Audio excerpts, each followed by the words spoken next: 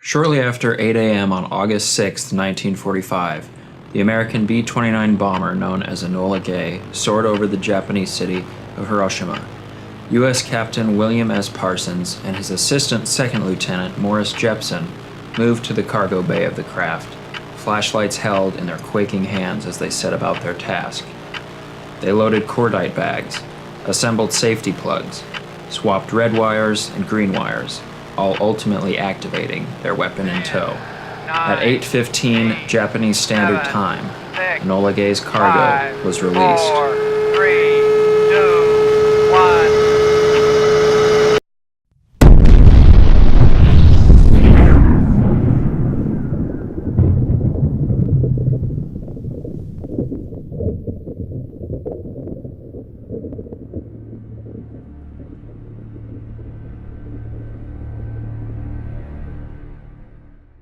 It was the first deployment of a nuclear weapon the world had ever seen. We knew well the horrors of new weaponry up to that point, firearms and gunpowder in the 14th century onward, and more recently, poison gas, machine guns, grenades in World War I. All weapons we didn't understand until their irrevocable destruction lay before us. The first nuclear bomb, codenamed Little Boy, fell some 44 seconds until the barometric triggers in its workings activated detonation at an altitude of 2,000 feet. A hollow subcritical mass bullet of uranium-235 barreled down the bomb's innards and struck the uranium-235 target at the other end, creating a supercritical mass and launching the nuclear chain reaction.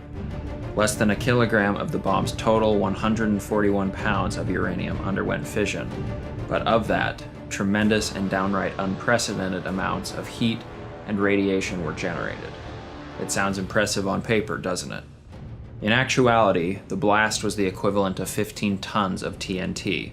It killed over 80,000 people instantly and destroyed 5 square miles of the once prospering city of Hiroshima. Several years ago, I actually had the privilege to meet a man who had witnessed the first atomic bomb test, which was codenamed Trinity, and took place on July 16, 1945 in New Mexico, when he was 18 years old. He told me that even though he was stationed in a trench some 10 miles from the bomb site, when he held out his hand to cover his eyes, the light of detonation was so bright he could see the bones in his fingers. Imagine harnessing such power on an enemy. Not only the damage it would cause, but the message it would undoubtedly send. Still, the not-so-little boy wasn't enough. Japan did not surrender as the US had hoped, and so a few days later on August the 9th, 1945, another bomb, this one called Fat Man, was dropped on the city of Nagasaki. 60,000 people died instantly, and around the same number were injured. The fallout of the nuclear bombings reached far beyond the radiation poisoning, the permanently disfigured and maimed lives, and the official surrender of Japan on September 2, 1945. Not only did these weapons set the stage for decades of quarreling to follow, namely between America and the Soviet Union, but they unveiled and unleashed one of the most powerful, if not the most powerful, phenomena known to mankind, and stirred heated arguments centered around the idea of total war and nuclear Armageddon. It is important to consider, when faced with questions about such gargantuan power, how and why the atomic bomb came about. What events were surrounding it? What was the military climate like during its birth? After all, if we are to understand our future, it is imperative that we take a good long look at what has happened in the past. The atomic bomb served as the catalyst to end the most deadly battle in human history, but will its creation, in turn, doom us all? To explore the development of the atomic bomb, we must delve into the respective histories of Japan and the United States as we both entered World War II. In 1940, where our story begins, Japan was ruled by a fierce and unyielding emperor known as Hirohito. Under his rule, what was once a relatively peaceful and democratic country turned quickly to ultranationalism and militarism. Japan was at war with China, and conflicts arose with ubiquity, including the infamous massacre at Nanking in 1938 in which the Japanese military raped and slaughtered over 200,000 Manchurians. They also developed the use of biological warfare, despite its banning in Geneva in 1925, and they dropped bombs loaded with bubonic plague on cities in China. Meanwhile, of course, Hitler and Nazi Germany were waging war on the European turf, razing lands and forcing enemies into submission with the deadly combination of the Blitzkrieg and the Luftwaffe, and Benito Mussolini was leading fascist Italy with belligerent intentions. In 1940, Japan signed the Tripartite Pact with Germany and Italy, sealing their fates as the Axis powers and creating one of the deadliest triads in history. Per the pact, Japan soon began sending reinforcements to such locations as French Indochina, and these spurred the United States to take notice in the form of economic sanctions. Japan's response to these sanctions is one we will discuss in detail later, and in fact, their pugnacious responses to U.S. action is what spurred much of their course during the later years of the war. The United States, meanwhile, was seen as a sleeping giant and had been struggling to remain neutral in what was quickly becoming a Second World War. Franklin Delano Roosevelt gave the famous quarantine speech in Chicago in 1937, which called for, yes, a quarantine of world lawlessness. The speech is thought to have intensified much of the U.S.'s neutrality stance, already nearly unanimous in the wake of World War I. An interesting note, though, is that during the lapse between the First and Second World Wars, America was actually developing several ideas for their military. Things like amphibious forces, mechanized ground armies, and strategic air power. It's no secret that more than a few of those ideas found their way onto the battlefield of World War II not too much later. Regardless, in 1937, while pledging neutrality, FDR did suggest that economic action could become effective rather than direct combat, and he later used this idea in trying to choke out the Japanese Empire. By 1941, though, part of the neutrality of America was compromised when we entered into the Lend-Lease Agreement with Britain, China, and the Soviet Union.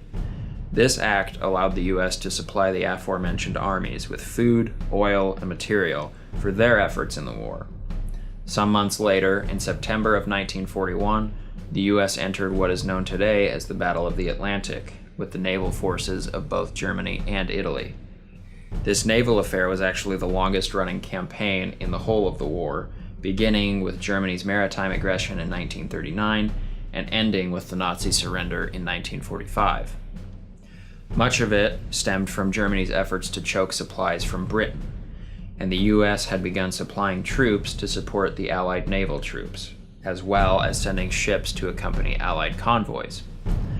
Many of these instances ended up being ones of hostility with German U-boats.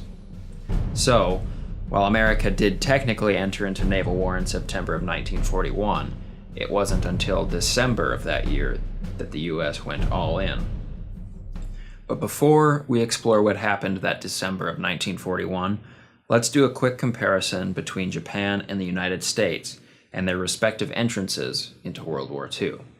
While Japan had actively entered the war and was seeking to defend its ever-growing sense of nationalism, along with intensifying deployments of their military in Manchuria and pledging to aid the Axis powers in Europe, the United States was trying to push conflict away as long as they possibly could. Japan had changed from a relatively peaceful country and was then seeking to establish themselves as a world power. We cannot forget that meanwhile, the U.S. was still healing from World War I, and the majority of the population actually wanted to remain neutral unless directly attacked. This condition of entering World War II was met much sooner than America expected. Of course, I am referring to Pearl Harbor and what is now known as the beginning of the infamous conflict between the U.S. and Japan. Pearl Harbor was a U.S. naval base located near Honolulu, Hawaii. On Sunday, December 7th, 1941, just before 8 a.m., Japanese fighter planes launched a surprise attack that decimated an entire fleet of U.S. ships, including battleships, and killed over 2,400 people. Civilians were among the dead. The first ship to go was the famous USS Arizona, which took the brunt of the Japanese firepower and exploded into oblivion when a 1,400-pound bomb was dropped into the ammunition hold. This attack on Pearl Harbor is thought to have been Japan's response to the US's economic sanctions and trade embargoes on oil and steel. Though America had remained neutral for the first few years of World War II, it had shown open criticism of Japan's offensives in China and had executed these sanctions in July and August of 1941. Japan was growing weaker and weaker with the effects of these restrictions, combined with their exhaustion from waging war in Manchuria, but Hirohito and his empire thought that by wiping out the Pacific Fleet of America, they could continue their expansionism with relative ease. The United States wasted no time in responding, and it seemed that Japan had awoken the sleeping giant. FDR issued his famous post-Pearl Harbor speech the day after December 7th. December 7th, 1941, a date which will live in infamy. The United States of America was suddenly and deliberately attacked by naval and air forces of the Empire of Japan. The U.S. declared war on Japan. The collective neutrality mindset turned to a nearly unanimous one of anger and will to prevent such a horrific attack from ever taking place again. Consequently, owing to his obligations of the Axis Tripartite Act, Hitler declared war on the United States on December 11th. Now, in order for us to examine how the atomic bomb came about to punctuate the conflict with Japan, the US's participation in the European campaigns have been truncated. Not long after Pearl Harbor, the Japanese destroyed another fleet of US forces based near Manila in the Philippines, forcing General Douglas MacArthur out. Major General Jonathan Wainwright surrendered the islands on May 8, 1942, and the Japanese were able to secure oil reserves in the Dutch East Indies, which rendered the US's previous oil embargoes basically ineffectual. The US and Japan continued to quarrel in the Pacific during 1942 to 1945. Campaigns were fought on the Aleutian Islands, the Solomon Islands, Midway, Iwo Jima, and others using a combination of naval and air-based attacks. Much of these were dominated by the Japanese forces.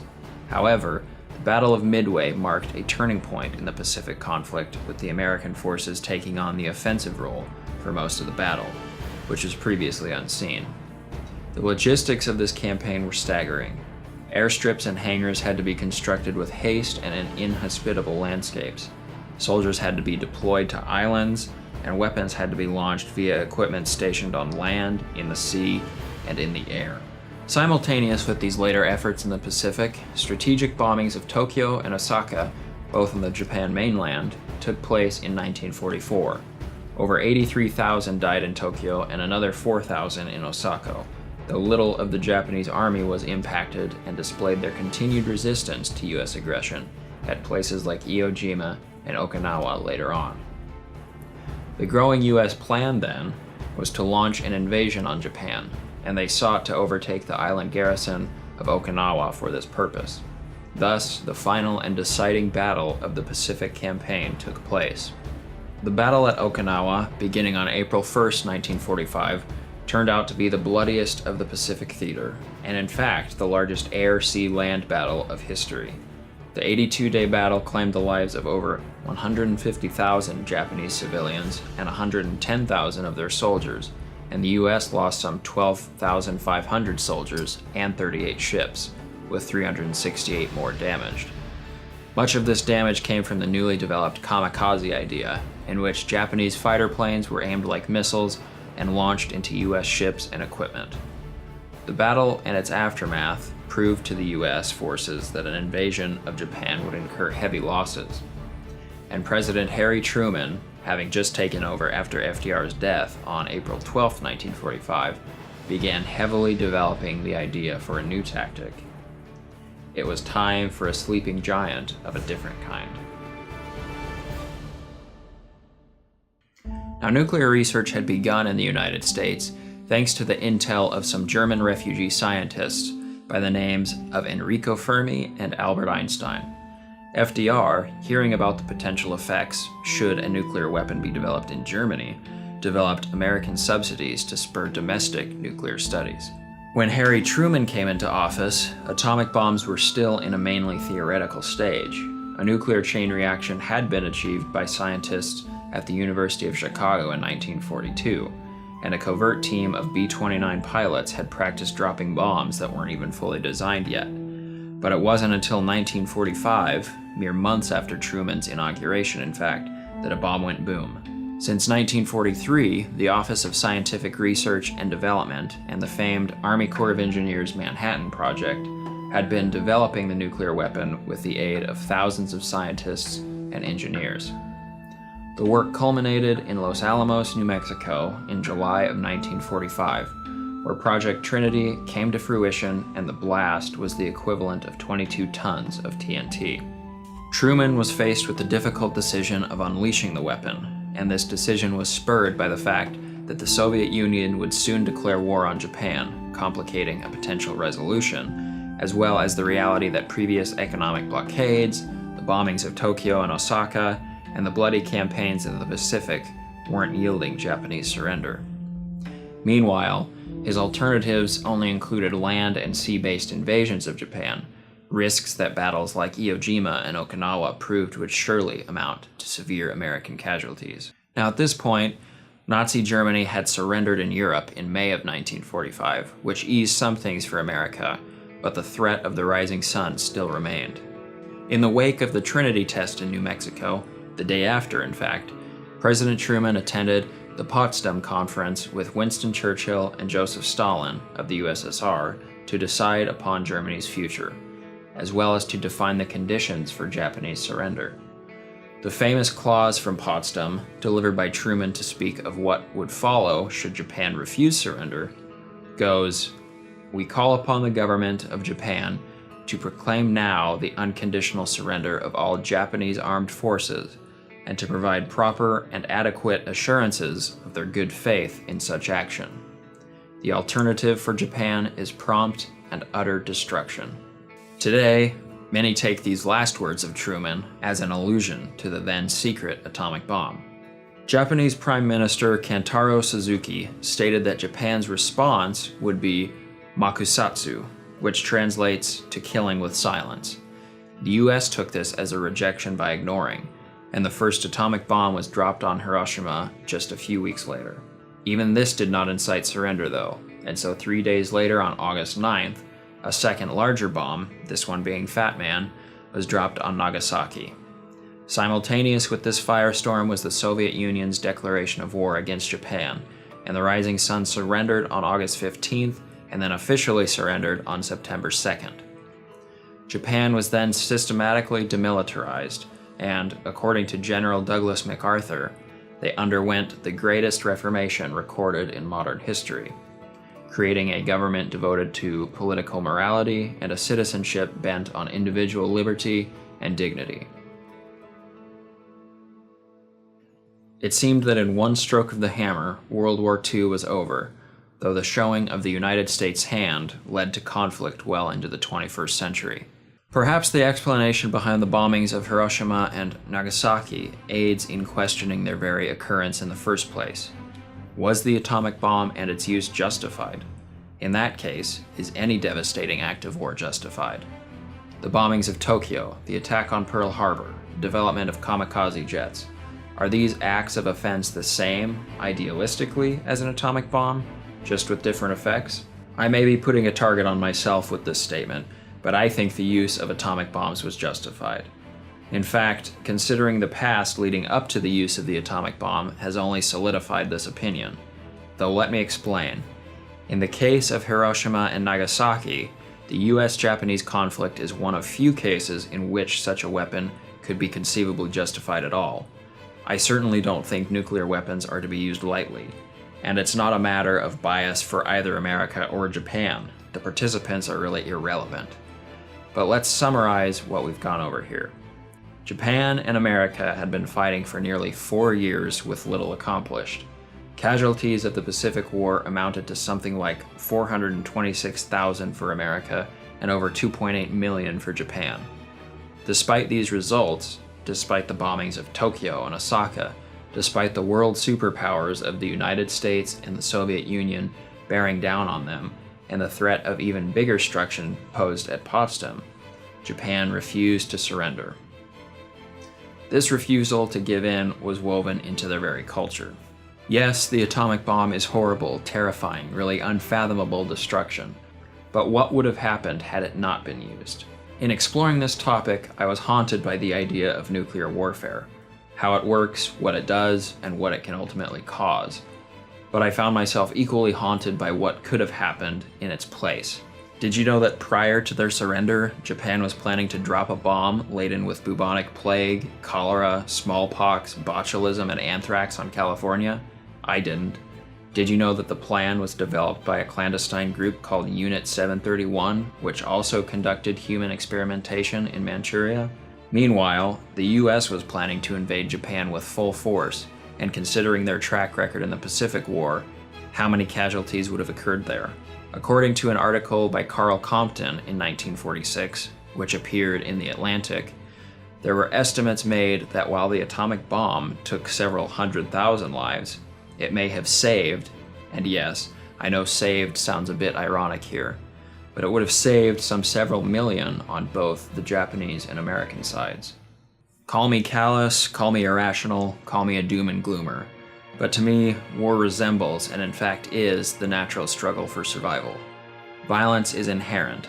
It is a hard-wired response to conflict, which despite optimism, despite collective do-goodedness, despite those bumper stickers that read something like, "Make peace, not war," is always going to exist.